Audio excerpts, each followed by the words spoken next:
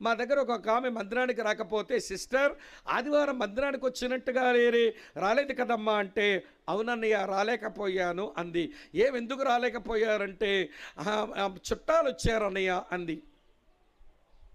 నేను అమాయకంగా చుట్టాలు వస్తే తాళం ఇచ్చి రాకపోయావేంటమ్మా అన్నాను నేను. ఆవిడ అమాయకంగా చెప్పేసింది.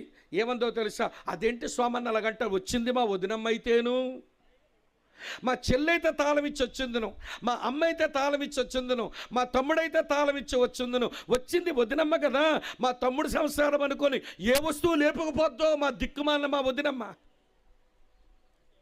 ఇంట్లో వస్తువు పోతుందంట బాధ ఉండిపోయింది, ఇక్కడ వర్తమానం పోయింది, నొప్పి లేదు.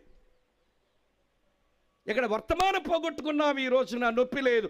ఇంట్లో వస్తువు పోతుందట, ఏమండి నొప్పి చాగిపోయిందట. అమ్మ అర్థమవుతుందా? అంతెందుకులండి, 10 గంటలకు అమ్మ వింటున్నారు కదూ, మన ఆరాధన సమయం అని పెట్టుకున్నాం. ఈలోగా జగన్మోహన్ రెడ్డి గారికి అక్కల మీద కొంచెం మమకారం పెరిగి, ఈ అక్కలకి నేను 10 గంటలకు అమ్మ వింటున్నారా లేదా, భానుగుడి జంక్షన్లో మన కాకినాడలో ఈ ఆడాలందరికీ ఒక్కొక్కరికి ఒక తులం చెప్పులు ఇస్తాం. 10 గంటలకు వచ్చి మీరు పేరు మీరేమో నోట్ చేయించుకోండి అని అంటే, ఇక్కడ 10 గంటలకు ఆరాధన మొదలు ఒక్కరు కనబడతారా మీ అమ్మలక్కలు? జగన్ గారు కనికరం ఉండి మన మీద అలాంటి స్కీమ్ పెట్టలేదు, లేకపోతే అది కూడా కనిపెట్టాడు అనుకోండి, ఈ స్కీమ్ కూడా అమ్మలక్కలంతా మందిరాలు ఎగ్గొట్టే రకాలే కదా. అమ్మ వింటున్నారా? కొంతమంది మగాళ్ళకేమో వాళ్ళ ఉద్యోగమే విగ్రహం, దేవుని సందని ఎగ్గొట్టేటువంటి దానికి వాళ్ళు సునాయాసంగా చెప్పే మాట, డ్యూటీ ఉంది బ్రదర్, డ్యూటీ ఉంది. ఎవరో పెళ్ళికి వెళ్ళడానికేమో డ్యూటీలు ఎగ్గొడతారు, సెలవు పెడతారు. అమ్మ వింటున్నారా? ఎవరి చుట్టాలు కలుసుకోవడానికి వెళ్ళడానికి డ్యూటీలనేమో డుమ్మా కొడతారు.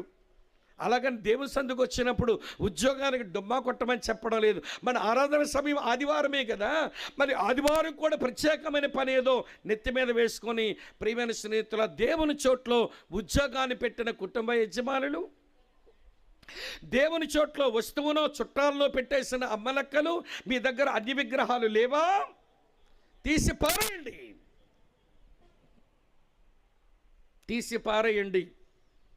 ఒక కుటుంబంలో పెద్ద ఆయన మందిరానికి రావడానికి ఎప్పుడు అతను ఇష్టం చూపకపోతే, వాళ్ళ కడుపును పుట్టిన కొడుకు వాళ్ళ అమ్మతో అంటున్నాడు, మమ్మీ ప్రతి ఆదివారం ఉదయంగానే ఒరే సండే స్కూల్ టైం అవుతుంది లేవరా, సండే స్కూల్కి వెళ్ళరా, చర్చికి రారా అని ఊరికే సతాయిస్తావు మమ్మీ, నాన్నలాగా నేను చర్చకు కొట్టాలంటే ఇంకెంత వయసు రావాలి నాకు అని అడిగాడు.